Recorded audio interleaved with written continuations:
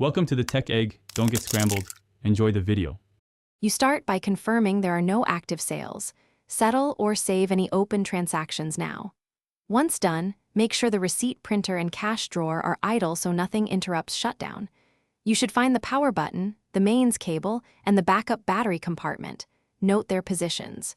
Do this first to avoid data loss and to simplify the next steps. This prepares the machine so your shutdown is safe and reversible and helps you troubleshoot if it won't power off later. You'll now perform the proper shutdown.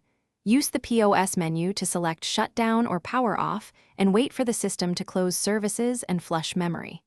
If the menu is inaccessible, press and hold the power button for 3 to 5 seconds to force a hard off. Understand this risks unsaved data, but is sometimes necessary.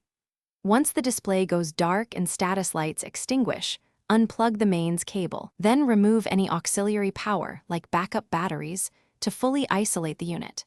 You finish by waiting 30 seconds before reconnecting power so capacitors discharge and the system resets. Then restart the POS to verify a normal boot and check logs for any shutdown errors. This confirms integrity. If the machine refuses to power off, try closing apps and repeating shutdown.